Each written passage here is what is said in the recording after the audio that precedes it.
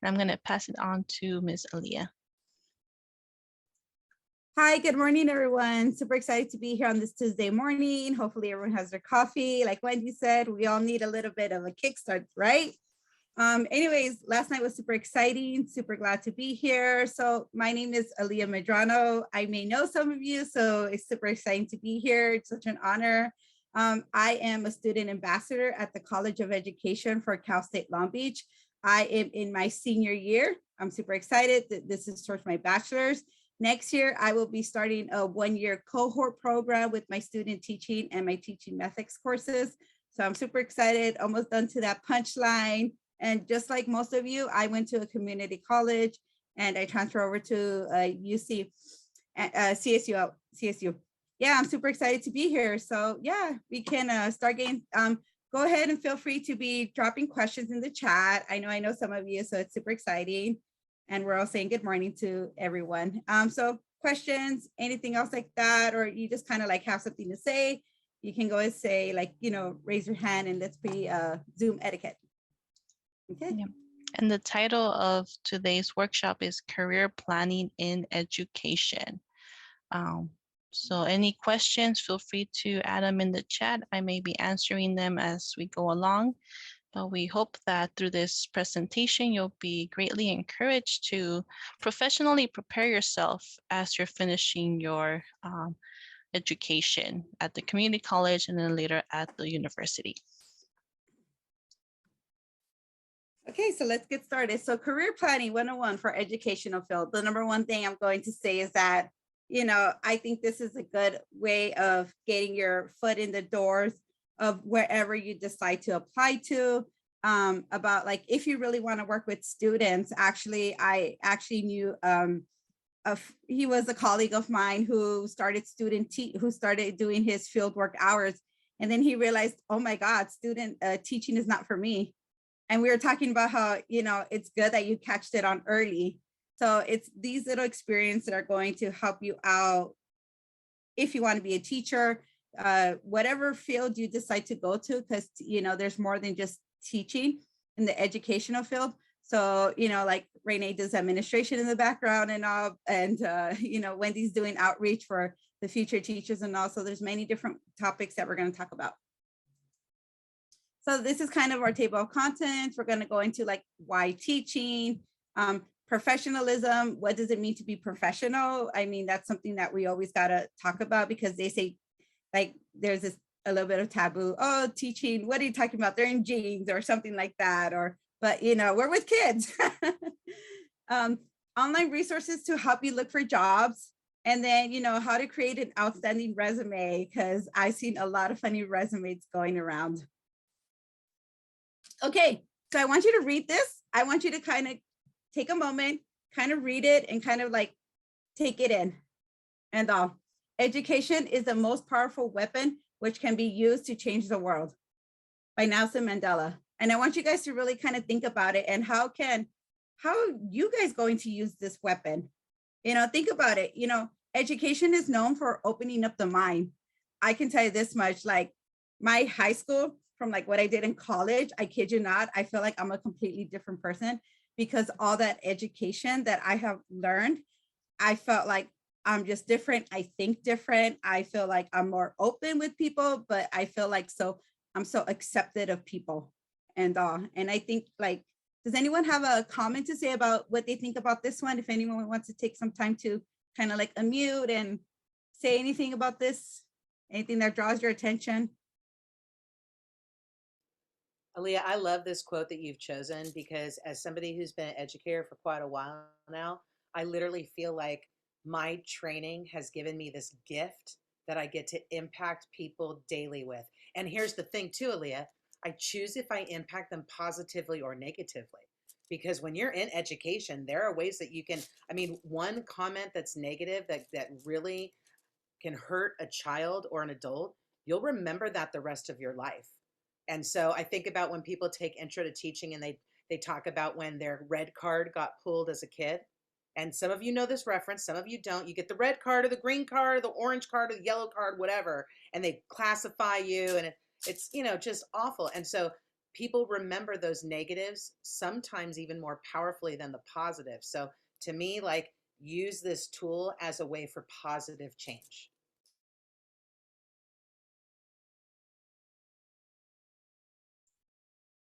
Does anyone else want to chime in? For me, I feel that as a future educator, empathy and just patience is something that sometimes we need to kind of remember, especially with what just happened with COVID and everything. Some of the kids that are coming in are stepping in first time in a classroom or have been away for a really long time. So they kind of forget a little bit how everything should go. So I think just giving them a little bit like positive reinforcement and some grace can go a long way. Exactly. Rosa, I really agree with that. And even going back to what Renee say, you know, words are powerful. And I still remember my negativity, all that I heard throughout high school for being horrible at math. Yet then I just got like my first B in math in university. Why did it take me that long? Because teachers make a difference. You know, we are the ones that are powerful to change the children. And that's what we want to be there for, is that. And that's why we as educators, or even whatever field you go to, if you go into higher education, you are going to make the difference within those college kids. I know I had the greatest counselors in college, where they're the ones that made a difference in my life. Anyone else want to say anything? Yeah, to piggyback off of that, I've read a passage that says life and death is in the power of the tongue. And it's very important that we know that we can bring up life with the positive and the motivational things that we say to children, including our own and our family members, to rise up and become the best that they can become. And likewise, by doing the exact opposite and saying negative things can kill their dreams, can steal all the wonderful things that they have inside of them.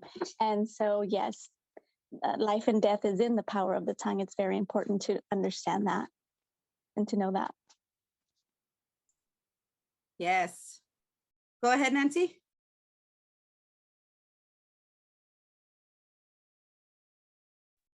Nancy, we can't hear you.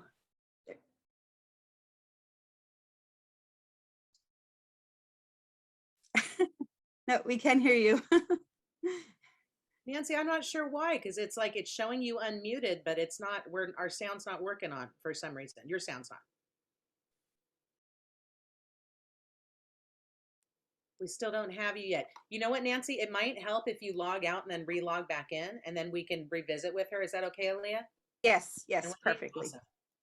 And then we Yes. have Rosa. I don't know if a lot of you guys are like the educators. I love watching TED Talks.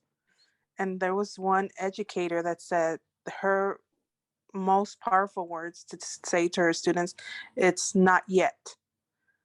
And because sometimes the kids say, oh, I can't do this, I can't do it. And she always says, not yet, but we'll get there. So she says the powerful words that she uses is not yet, but we'll eventually get there. So kids don't just feel like I can't do this at all and give up. She's like, we'll work on it. She's like, Rome wasn't built in a day, so we'll get there.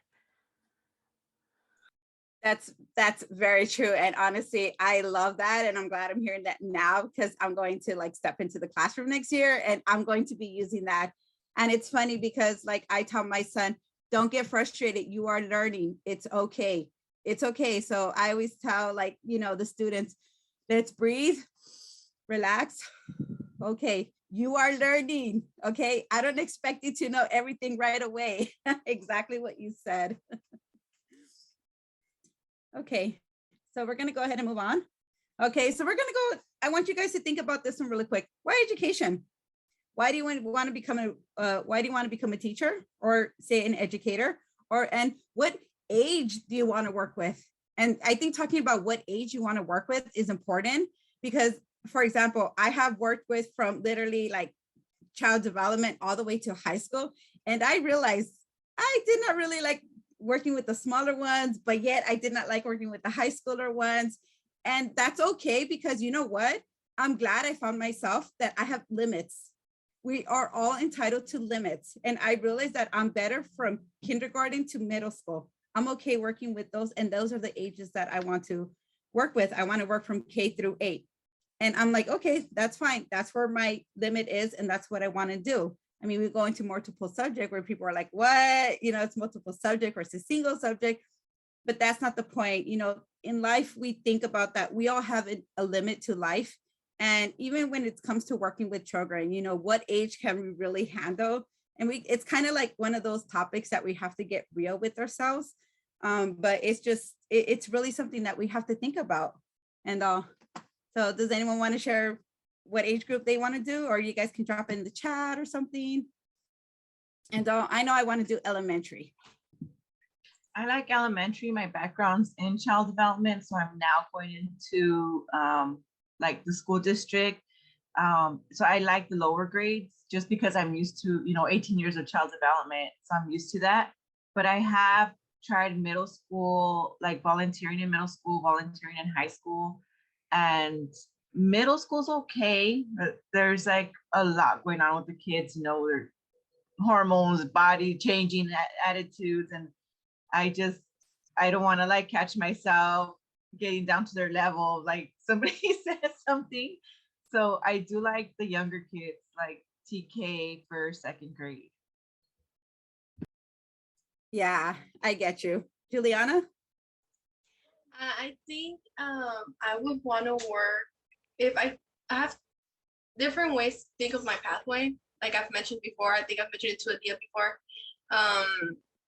But if I see myself going into a classroom, I'd rather do either preschool, kinder, or maybe up to like third. But there's another thing I want to do, either going into a hospital setting.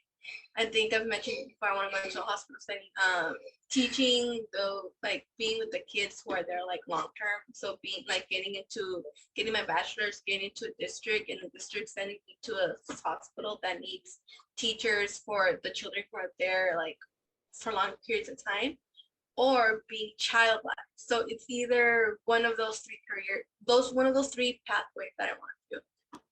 Leah, do you mind if I give a small plug here? We actually have a session at the very end of tonight from 7 to 8 about being a child life specialist. And this is something we've never had the chance to provide this type of session. So I just wanted to give a plug because it sounds like that's one of the 3 pathways that she just talked about. And we have a session tonight on it from 7 to 8 o'clock if anybody else is interested. Yeah, I saw it. And I was like, when I was looking at the schedule, I was like, because I have a session at 5. So I was like, after that, I'm going to go over there and be like, I'm going to be there. I want to be there. Excellent. Juliana, I'll totally be there with you. I'm excited for it too. Yes, I'm excited. Emily? Oh, can you hear me? Yes. So yeah, off the question. So I did do preschool last year, good experience, but this time, actually today later, I'm gonna start at an elementary school, like for the after school program. I look forward to that. It's not that I didn't like preschool, but I want to experience something else different. So yeah, I'm excited. Yeah, congratulations. Just letting you guys know, I was going to talk about it a little bit later, but since you kind of brought it up, there are so many opportunity to work with children after school. There is after school programs all over the place that they are literally hiring so many people. So usually if you think about after school, usually it can be like between 2 or 3 after school. You usually work from like 6 or 7. But those are great opportunities to really start looking into. If you just like Google like after school, like maybe Downey, after school LAUSD, after school, even the YMCA is always hiring, and they do a lot of project-based learning. So if you really are into that, they're always hiring. Okay, well, let's move on. Okay, why am I in education? Because of this quote right here. Every child deserves a champion, an adult who is willing and never giving up on them, who understands the power and connection and instance that becomes the best that they can possibly be. This is by Rita. She did a TED Talk and I fell in love with her. And it's pretty much is that she makes this quote that children don't learn from people that they don't like. So kids read off of a vibe. there's this vibe that you just have any of you guys ever felt this people vibe where you're just like, I know that person doesn't like me, but I don't know why. There's just this vibe. Kids pick that up quicker.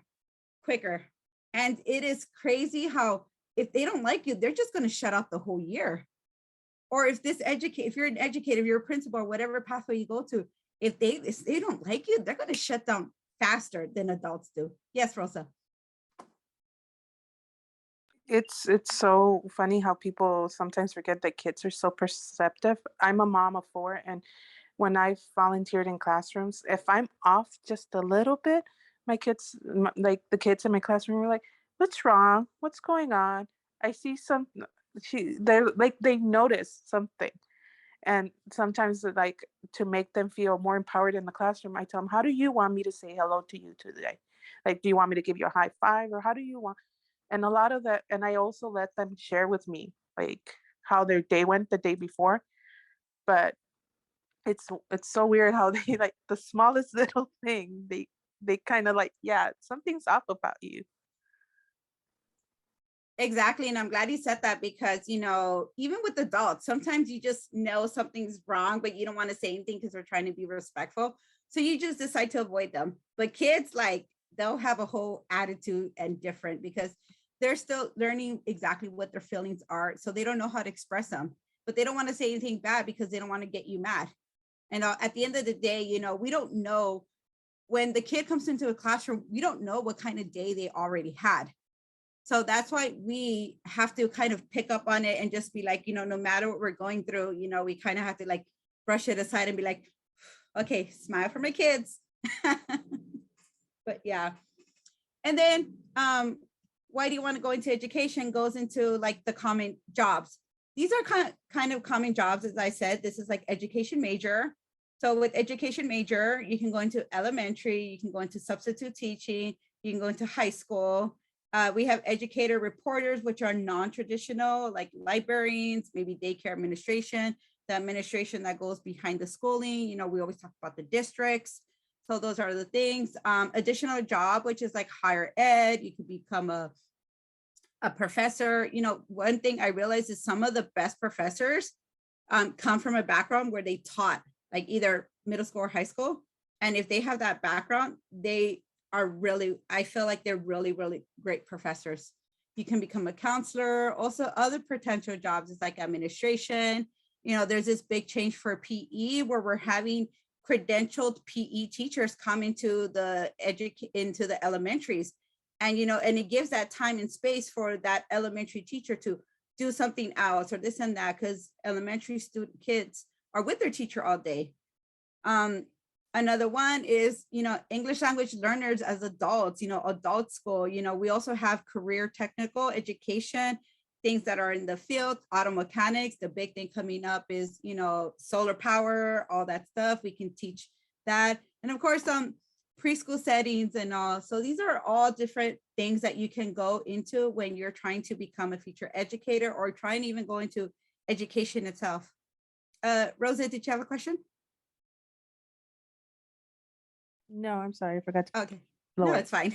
All right. Okay, next, professional development. What does it mean to be professional to you? I mean, we think of teachers like, oh, I can get away with working with jeans, but there's other professional things that go into things. As a professional, in this classroom, we want to watch what we say. We don't want to be what they call TMI. We don't want kids to know all of our business that's going on outside of our classroom. Although we get to know our kids and kids will tell you a lot of things, you still don't want to do the same thing with them. Okay, so professional development. You guys are here. Teach for LA is a professional development. Getting to know people, networking, family, friends, advisors, conferences. This is a good way to really start meeting people. What do you want to learn about? We have so many different topics that's going on for Teacher for LA. What is single subject? What is a multiple subject? Special education. This is one of the great ways to learn all that. Public or private. Now there's a lot of private schools going on, like we have like religious schools, I believe charter schools are private. So You know, it's those kind of things that you kind of want to start looking. And also, where do you want to teach? And all. So all those things, you know, you want to start like networking. Networking is a place, and like conferences are a good place to start networking. Another thing too for your professional development is start looking at districts. It doesn't start looking at districts, you know, say they're hiring, say some schools or some districts have something called college aid student TA. So they know that you're a college student, you must be a college student, they accommodate your schedule, but you're working in the classroom as a teacher assistant. So it's those little things that you want to start looking at even within the district that, you know, wherever you want to work at. So, you know, that's one thing that you guys might want to look at. You know, it's very important to kind of really be professional, watch how you speak. You know, don't throw out your life problems with people, because sometimes people are just like, you're here for a job, especially when it comes to kids. You know, you want to watch what you say, because they'll take little words and sometimes they misunderstand one thing and it could lead to a whole big problem. So that actually happened to my son's teacher, actually. So it became an interesting thing, but you know, you really gotta think what you say. Aaliyah, And I then, love that you said that, because it's so tricky when we're working with kids and young adults and teenagers, because you want to be friendly, but we can never be their friend. We're not there to be their friend. We're not there to be the parent's friend. And we have to constantly remind ourselves as educators, because they want to hug you, or they want to, you know, become friends on Instagram or social media. And you've got to keep those lines pretty strong. So I appreciate you saying this. Great content.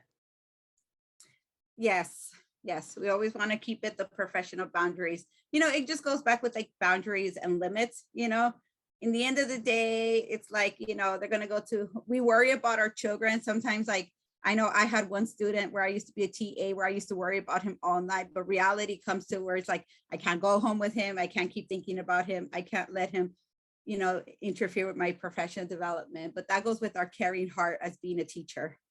And also, okay, so what does it mean to be professional? Social media. Oh, the social media one. Be careful what you post, because the districts can look at it, especially if you are not private. Remember, you can try, like, you know, all these famous people that they said something back on Twitter and it's coming back to them and it's not looking good for them.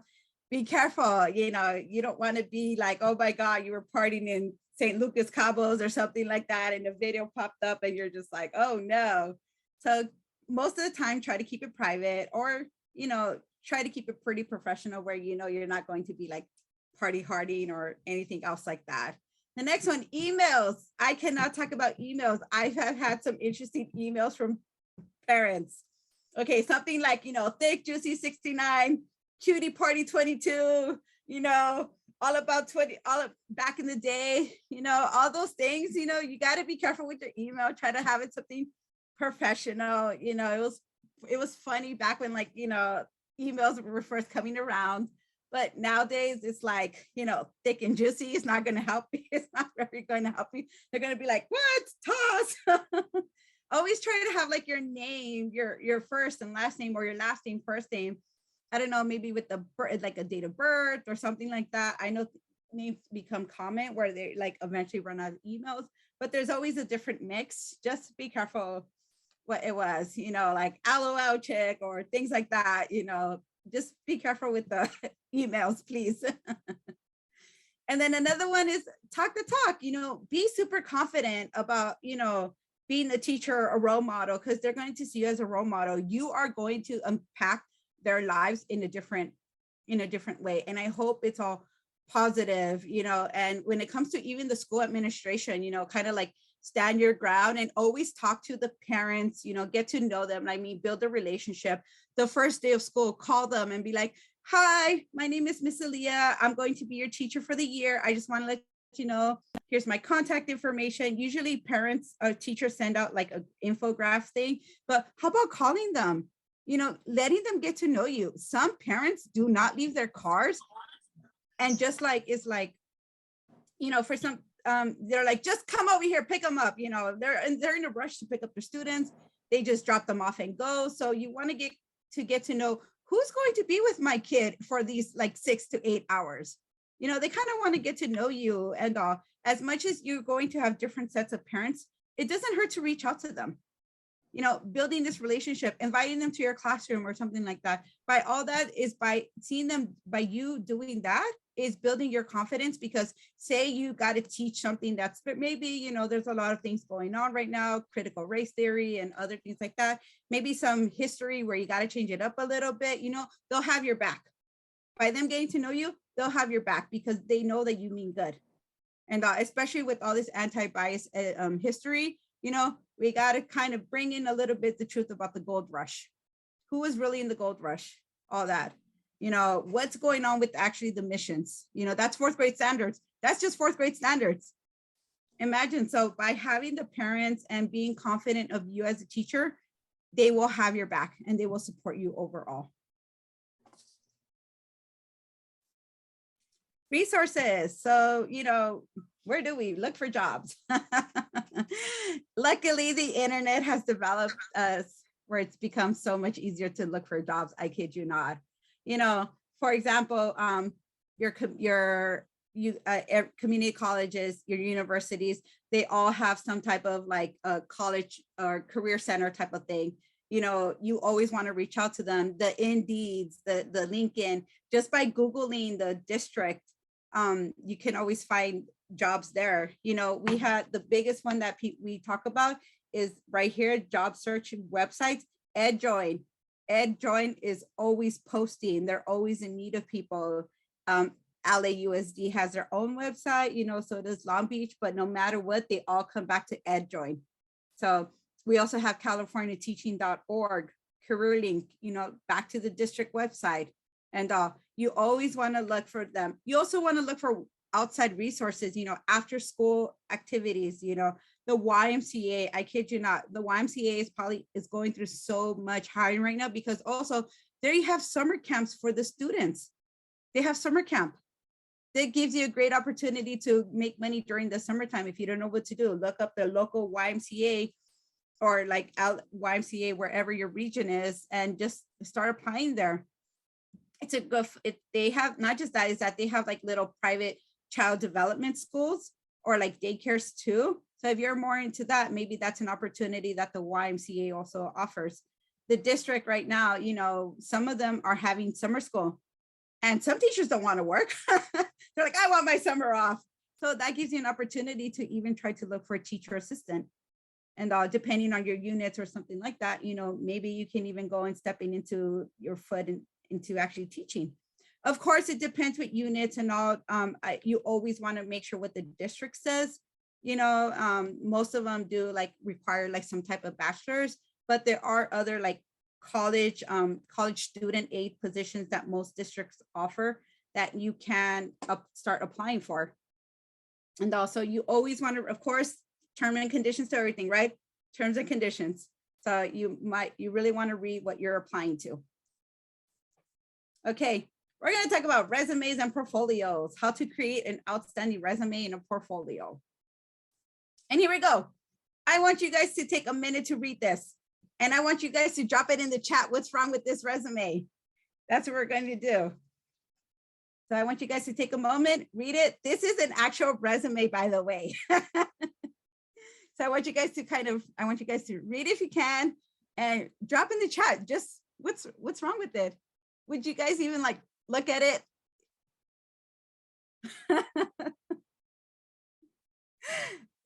This is a real resume, by the way. This was a real resume. It's not professional. Yep. Right. Aaliyah, Very like are you serious this is confusing. real? You're not messing with this, because the whole reference at the bottom that says holla is I've never seen that in all the resumes I've reviewed. This is a real resume that actually a colleague of mine that shared with me, and I was just like, oh my God, this is too much. Is this real? They're like, this is real. Yes, Rosa. I feel that this, like in my school, which I am doing teacher pathway, I've had times where we kind of we show each other our resumes and things like that. And I've had some of my classmates submit stuff like this, and I'm like, no.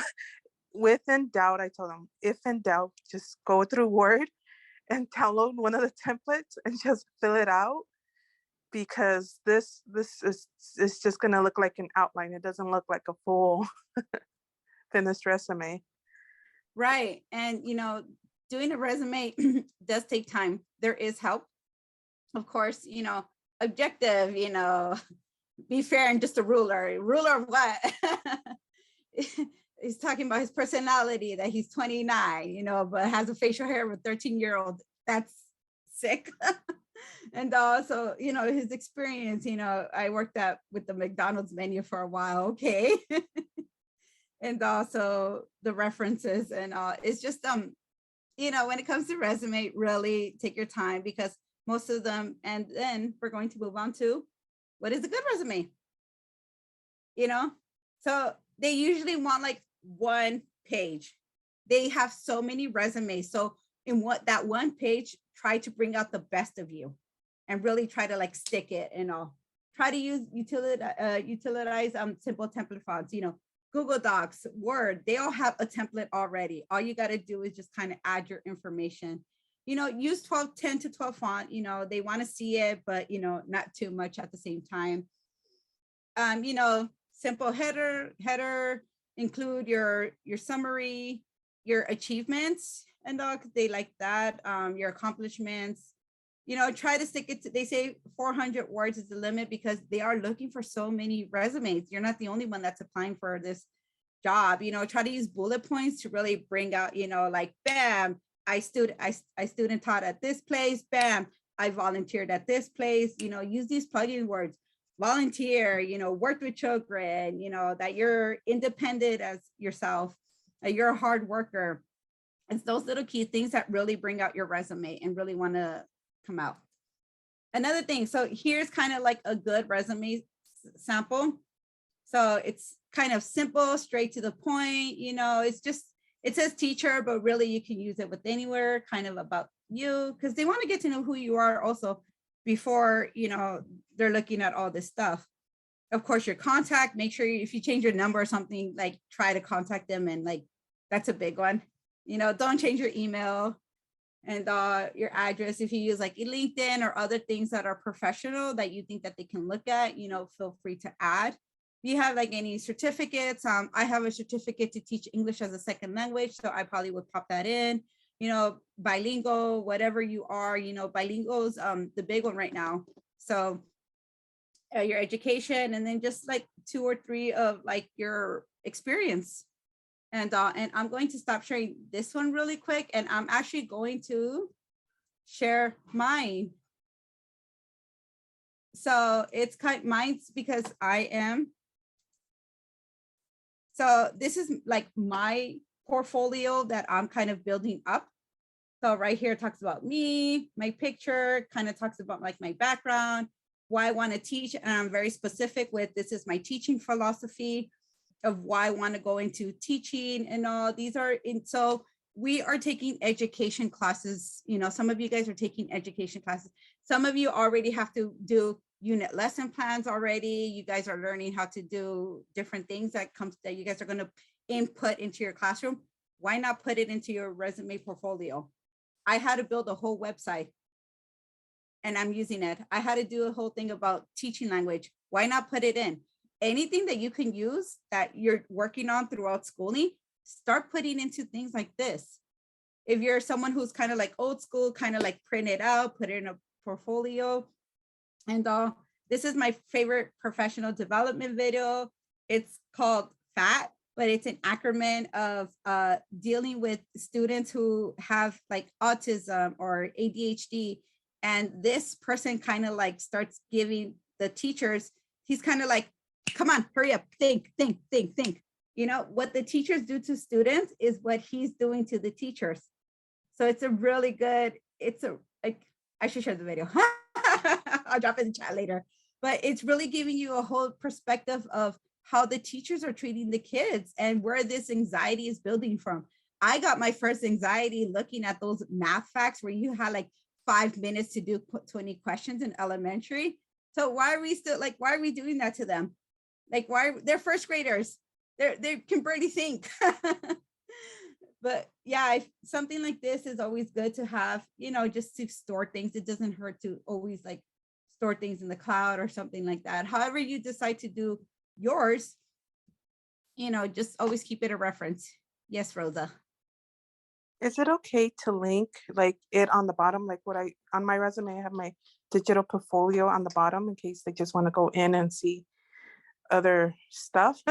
But I also carry a printed, like in case for an interview, I carry my own portfolio in.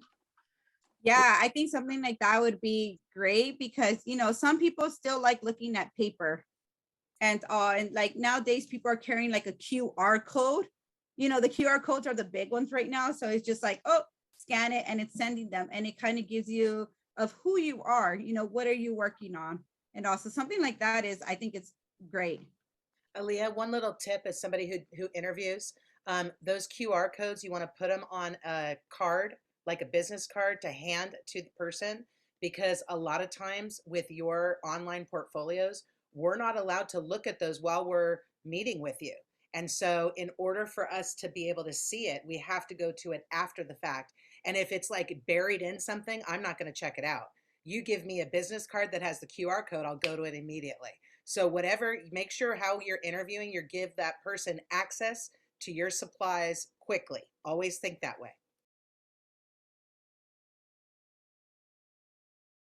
Yeah, and that's a really good thing to bring up because, we're trying to invest of why hire us, why hire me? And anything that will stand you out is something that anything that can get you to stand out from the competition of so many other people. Because, reality is that you got to think about it. Like, I'm not the only one, but why should they hire me? So any little tip I helps. love that you said that. When I review resumes, sometimes if somebody's got like 2 or 3 typos, that alone will just send their application out. I won't even interview them, because why would I interview somebody that's got typos when I've got 30 applications that are done properly? So you got to look at every single little piece. Right. Exactly. Exactly what she says. So, like I say, the number one thing is like, take the time to really do a resume, use a template. Yes, Emily? I don't know if you like said this, but like she was talking about like resumes and then interviewing, it made me think like, oh, how you like when you go into the interview or wherever, if you're volunteering internship, like how you dress on the outside, that matters too, right? Right, exactly. How you dress too. You want to be very professional. They say like black or blue or gray are like the key colors. You don't want to wear like hot pink or a shirt with words and all.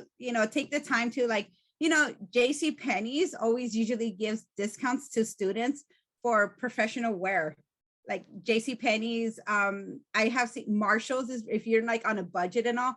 Marshalls, Ross, they all have like really cute like professional wear, just hang it up somewhere and all. And I understand budget can also be a thing, but like I had to go to JC Penney's one time and they saw my CSULB. They're like, oh, you're a student, you get a discount. I went like, no way. And I needed this like nice shirt for an interview. So it's those things. Also, be careful with the shirt. You don't want to show underneath and maybe wear a tank top underneath or something like that. We do want to dress professionally. We don't want our makeup to be like we're going to a club or something like that with glitter or things like that. Also, one thing that I do tell people is be aware of your cologne or perfume. And the reason why is because sometimes those cologne or perfumes make the person, you don't know what they're going through, allergies or nothing like that. I don't wear anything with scent in a classroom because until I can see their records of what they're allergic to or this and that, sometimes they make me sneeze. Sometimes there's some people that bathe on it and I'm just like, oh. So don't be one of those people where you like, what do they call them? They bathe in perfume or they bathe in like cologne. I don't know if you guys remember, but when Axe Spray came out, the guys used to be like, shh. They'd be like, shh, okay, one can't do next. Shh. And it's like, that's too much. And think about it, if you're going to go into a professional setting with children, you don't know what the children are allergic to or anything like that. And it's those little things. It sounds funny, but at the same time, it's kind of cliche because it's like, we're not thinking about those things. Also, when it comes to like hoop earrings, when it comes to child development, I have seen this happen. So and this is what happened to a colleague of mine. I actually was working at a child development center. She was in the infant room, and the infant actually grabbed it, and she kind of pulled off the ear, or like the earring, and she was like, she started bleeding. So it's those little things that you have to take in consideration. Like, oh my God, you don't want to wear hoop rings if you know you're gonna be in the child development setting. So it's, you want to keep it professional. There's many things that you can like Google of how to be professional, how to dress professional. Other than when you are actually, like, for example, a teacher or administration, you can get a little bit more leeway and just kind of look around how the other people are dressing. Maybe it doesn't smell as much as perfume or other things. So it's those little things that you want to keep in the back of your mind. Yeah. So the next one, of course, reaching out to your career development. Cal State Long Beach has a career development center. Always look out for like resume workshops, anything like that. If you guys are community college and stuff like that, look out at the Canvas pages. I know they're always posting social media for that your school has. If you want to follow them, they're always giving dates of when it's happening. I know a lot of things been virtually. Even if you just need help, be like, hey, for example, Rio Hondo, like being a success coach. Hey, can you look at my resume really quick? I'll be more than happy to help you. Or maybe a teacher, if you have a mentor or mentee or something like that, it doesn't hurt to ask your mentor, hey, can you give me some like resume tips on how you got hired or other things like that? Or any little things like that can really, anything to bring up a conversation like, hey, how did you get hired?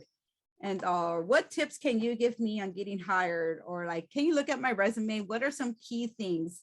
Because I gotta admit, there's a lot when it comes to resumes on the internet, but you also want to be very specific because like I said, you want to stand out from the rest. And then what goes into a professional portfolio? And like your resume and your educational philosophy, your teaching goals, the whys of what you want to do, teaching artificials and reflection. So this one right here is exactly what I just kind of showed you. So it's pretty much like I have made many unit lesson plans that have gotten A's and that I know I can use into, because in the end, we're working with standards. So as long as it meets the California state standards, then we can use them into a classroom. So why not start building all those teacher samples, start building them up and start collecting them so that way you have them. And say, for example, say Long Beach is having a job fair next week, boom, you have something to kind of build off of yourself. And you always want to do like professional activities. For example, I ran Girl Scouts at an elementary school and we incorporated with STEM. So that was really amazing. I had the support of teachers, but I ran it. So any little activity, like things like that, please add it on. Of course, letters of recommendation that's why if you're a part of the CTPT program and you have that mentorship, you always want to keep them close. You always want to get to know your teachers also, so that way they can remember you and ask them for a letter of recommendation. And formal evaluations is like if you were in an education classroom, they give you a paper at the end how you did or something like that. Pretty much evaluating you. In the end, it kind of sounds weird, but at the end, we all get judged, especially if we're going to go into this education field. We're going to get judged. I'm doing my student teaching, and I know I'm going to be judged by everyone. And it's something that, it's kind of like, it's nerve-wracking because we don't want to think about it. But that's what I'm saying, like, really be confident and go into there and just teach, teach with your heart.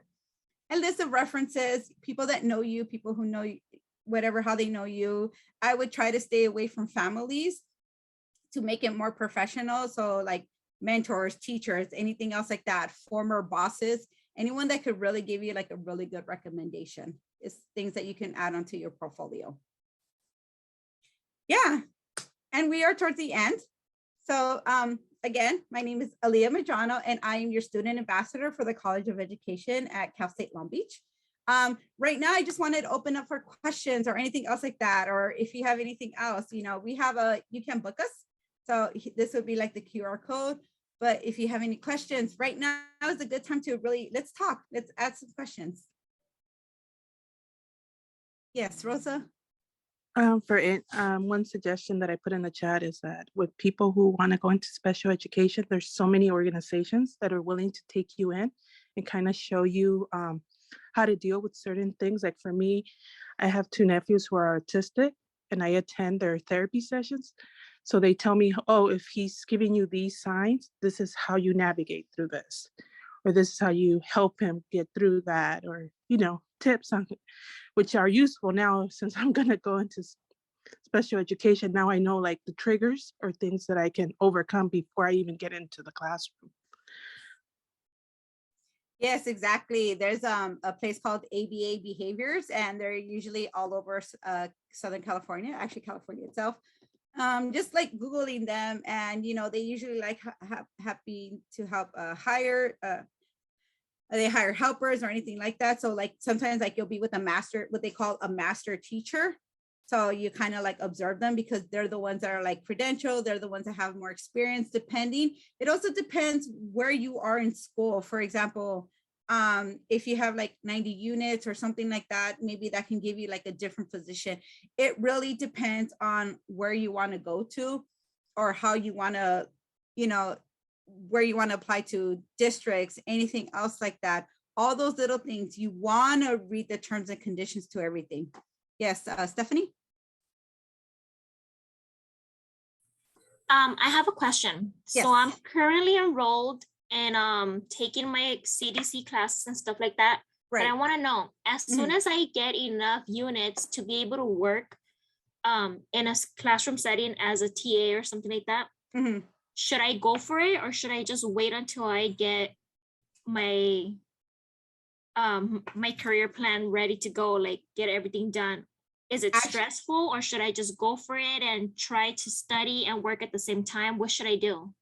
That is actually up to you, depending how much you can handle it. I would say go for it, because you never know, especially right now with a lot of people kind of, you know, people are leaving the profession and they're hiring people and they need people.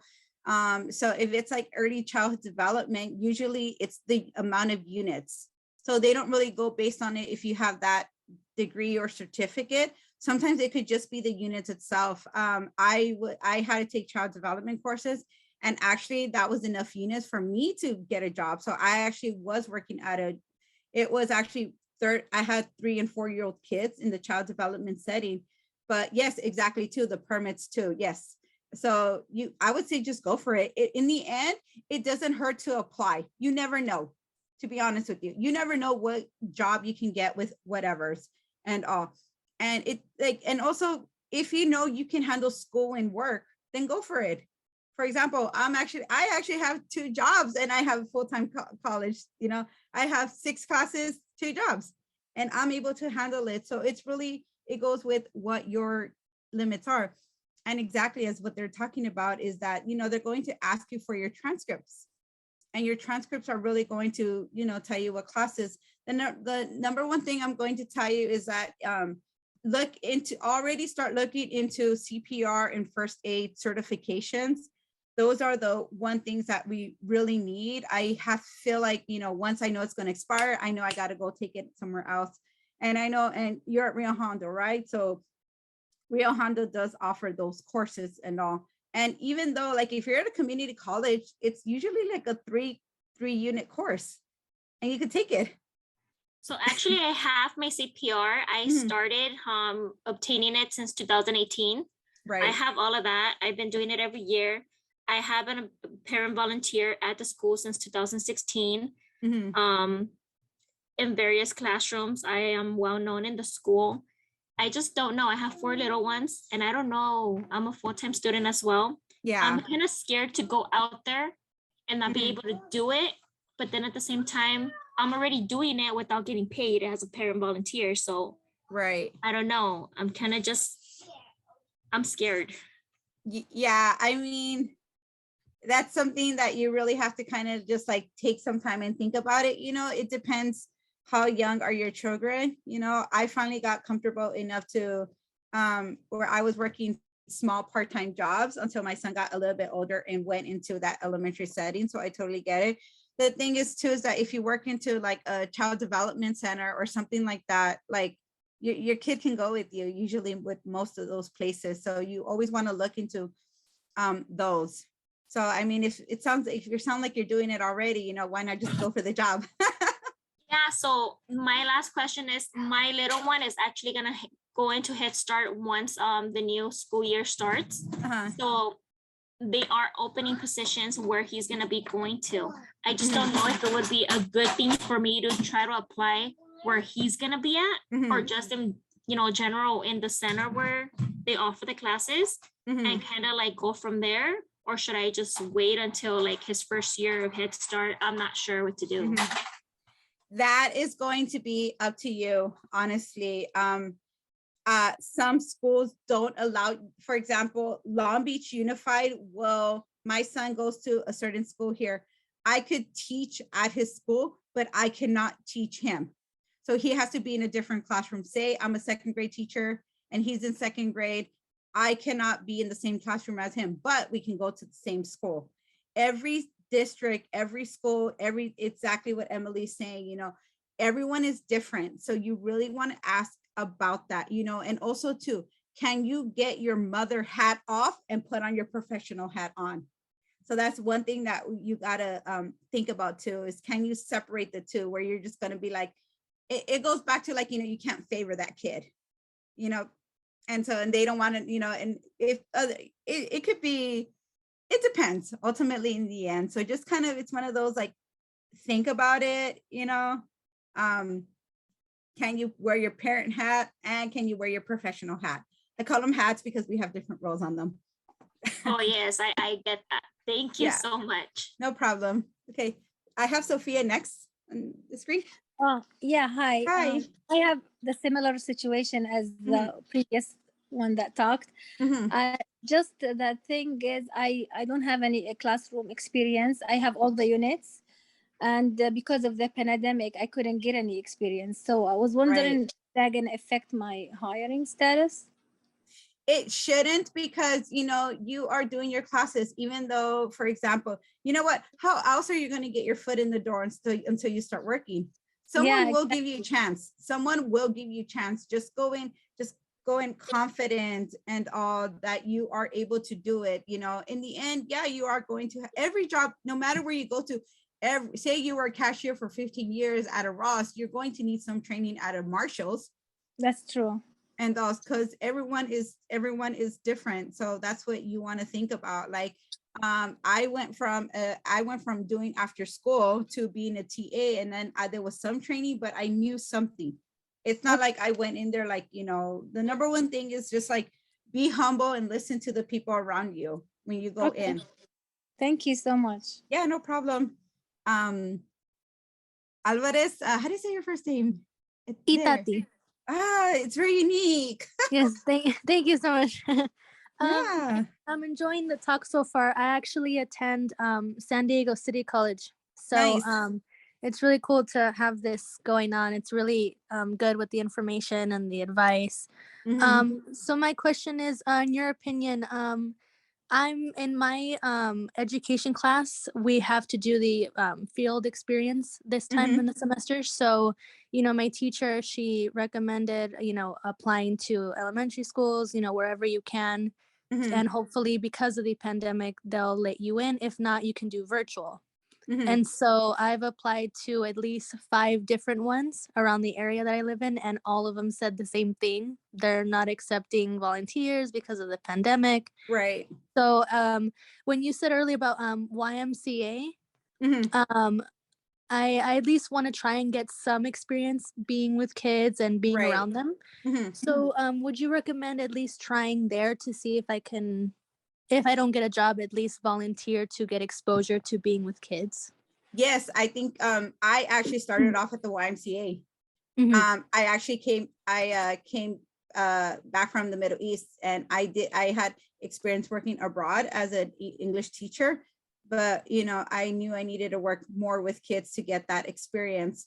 So yes, I actually started working at the YMCA for their after school program, and that's where I felt like I always knew like project-based learning, but they're the ones that really taught me, because you go through so much training with them. If you don't know what to do, you know, I know there's like Boys and Girls Club also. I'm not sure what's exactly around your area, because I don't know exactly San Diego. I do know someone that lives out there. But yeah, if you cannot get a job within the district, you know, find a job that like like the YMCA usually contracts with the schools. So you'll be working with students, or because the YMCA is known for having like their own child development center, their own daycare. Right now, they are going to have summer camps for all the students because they're all in person.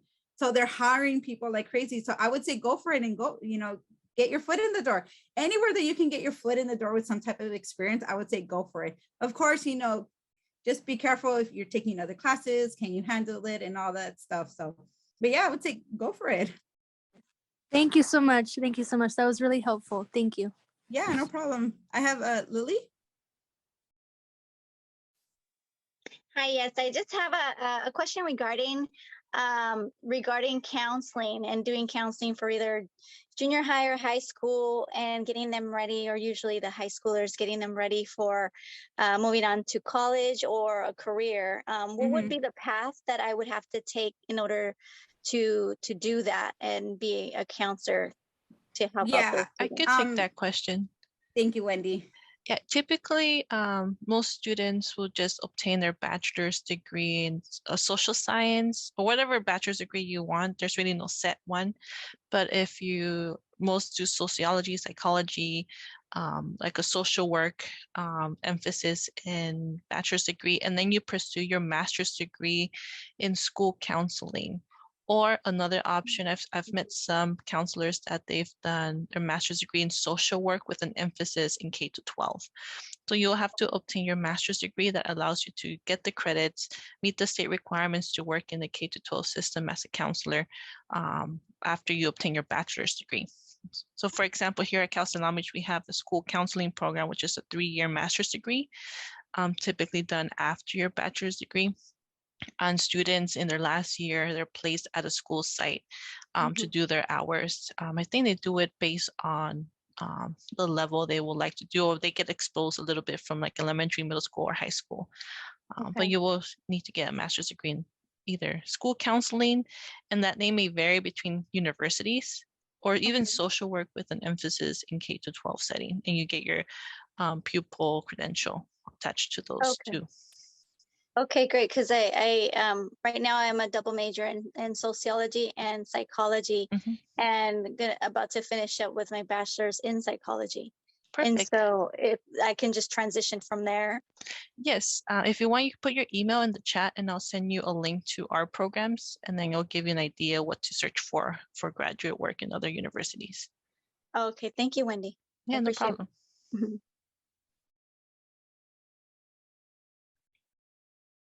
Okay, thank you everyone. And this has been a really great conversation and workshop. It is 11:01 if you are joining another workshop or have class or have work. But we'll be on for a few more minutes if anyone else had questions. But other than that, thank you for joining us. Thank you, Aaliyah, for such a great presentation.